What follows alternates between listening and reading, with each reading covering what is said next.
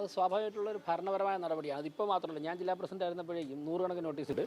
അപ്പോൾ സ്വാഭാവികമായിട്ട് ഹൈക്കോടതിയുടെ കർശന നിരീക്ഷണവും നിർദ്ദേശമൊക്കെ ഉള്ള സ്ഥിതിക്ക് കോർപ്പറേഷൻ അതിൻ്റെ ഭരണപരമായ കാര്യങ്ങൾ ചെയ്യണം. ഇത് സ്ഥിരമുള്ളതാണ്. CPM-ൻ്റെ എനിക്ക് തോന്നുന്നു 100 കണക്കിന് നിരവധി FIR-കൾ CPM ജില്ലാ സെക്രട്ടറിക്കെതിരെയും കോൺഗ്രസ് DCC പ്രസിഡന്റിനെതിരെയുണ്ട്. ഞാൻ ജില്ലാ പ്രസിഡന്റ് ആയിരുന്നപ്പോഴേക്കും ചില സമയത്തൊക്കെ ഇതിൻ്റെ പ്രശ്നം നമ്മളൊക്കെ പലപ്പോഴും ചെയ്യുന്നത് ഫ്ലക്സ് പ്രിൻ്റ് ചെയ്യുന്നവരോട് അവർ തന്നെയാണ്.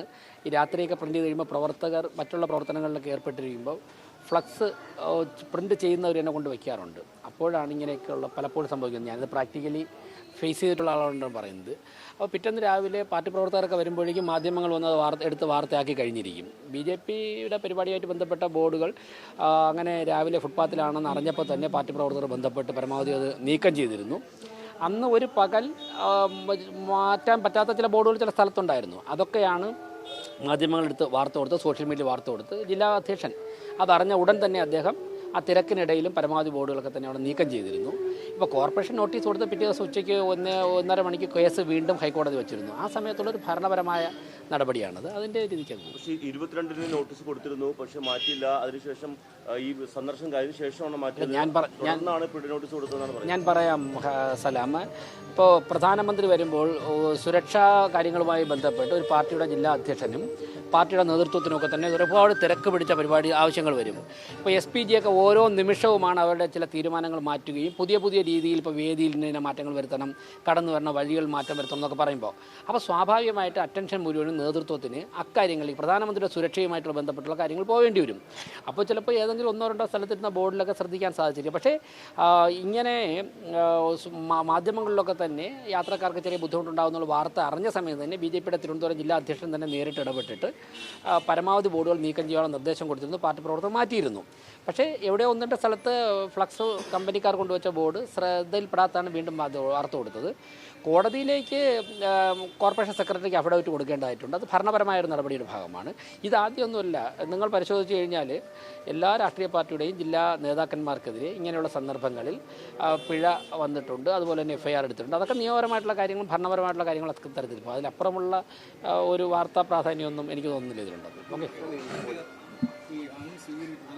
ഉണ്ടായിരുന്നില്ല, അത് വലിയ വിവാദമാവുകയും ചെയ്തു. ശിവൻകുട്ടിയൊക്കെ പറയുന്നത് ഐക്യകേരളത്തിന് ശേഷം ആദ്യമായിട്ടാണ് അങ്ങനെ ചെയ്യാൻ പാടില്ല, ഒഴിവാക്കാൻ പാടില്ല എന്ന് പറയുന്നത്. മറ്റൊന്നുകൂടി പറയുന്നത് BJP-യുടെ ഗ്രൂപ്പിന്റെ ഭാഗമായി ഒഴിവാക്കി. അല്ല, ഈ പറയുന്നതിനൊന്നും മറുപടി പറയാനുള്ള സമയമില്ല. ഞാൻ പറയുന്നത് നിങ്ങൾക്ക് തന്നെ തോന്നിയില്ല അന്ന് എയർപോർട്ടിൽ പോയിരുന്നെങ്കിൽ മറ്റു 2 പരിപാടികൾ എത്താൻ സാധിക്കില്ല. അതായത് ഞാനിപ്പോൾ കുറച്ചുകൂടെ വ്യക്തമായിട്ട് പറയാം. എയർപോർട്ടിൽ നിന്നും പ്രധാനമന്ത്രിയുടെ വാഹനം വരുമ്പോഴേക്കും അതിൻ്റെ ക്രൈറ്റീരിയ എന്താണ്? പ്രധാനമന്ത്രിയുടെ വാഹനം, അതിൻ്റെ മുൻപിലും പിൻപിലുമായിട്ട് അദ്ദേഹത്തിൻ്റെ സുരക്ഷാ വാഹനങ്ങൾ, അത് മിനിമം ഒരു 15 വാഹനങ്ങൾ കാണും. അദ്ദേഹത്തിൻ്റെ സുരക്ഷാ വാഹനം, ഈ ബോംബ് സ്ക്വാഡൊക്കെ ഉൾപ്പെടെ. അത് കഴിഞ്ഞാൽ പ്രോട്ടോകോൾ അനുസരിച്ച് അടുത്ത ഗവർണറാണ്. ഗവർണറുടെ സുരക്ഷാ വാഹനം ഒരു 10 വാഹനം അതുണ്ടാകും. അത് കഴിഞ്ഞാൽ അടുത്ത വാഹനം ബഹുമാനപ്പെട്ട മുഖ്യമന്ത്രിയുടേതാണ്. മുഖ്യമന്ത്രിയുടെ വാഹനത്തോടൊപ്പം മിനിമം ഒരു 15 മുതൽ 20 വരെ വാഹനങ്ങൾ, സുരക്ഷാ വാഹനങ്ങളുണ്ടാവും. ഇനി ഞാൻ എയർപോർട്ടിൽ പോയിരുന്നെങ്കിൽ മേയറുടെ വാഹനം വരാൻ പോകുന്നത് മുഖ്യമന്ത്രിയുടെയും സുരക്ഷാ വാഹനത്തിൻ്റെ, അതായത് ആംബുലൻസ് കഴിഞ്ഞിട്ട്, മോട്ടോർ കേഡിൽ ആംബുലൻസ് കഴിഞ്ഞിട്ടാണ് മേയർക്ക് വരാൻ പറ്റുന്നത്. അപ്പോൾ പ്രധാനമന്ത്രി കഴിഞ്ഞ് ഏകദേശം ഒരു 40ാമത്തെ വാഹനമായിട്ടായിരിക്കും മേയറുടെ വാഹനം വരുന്നത്. അതിനർത്ഥം പ്രധാനമന്ത്രി ഓവർബ്രിഡ്ജിൽ റോഡ് ഷോയ്ക്ക് ഇറങ്ങുമ്പോഴേക്കും മേയർ നിൽക്കുന്നത് PMG-യിലായിരിക്കും.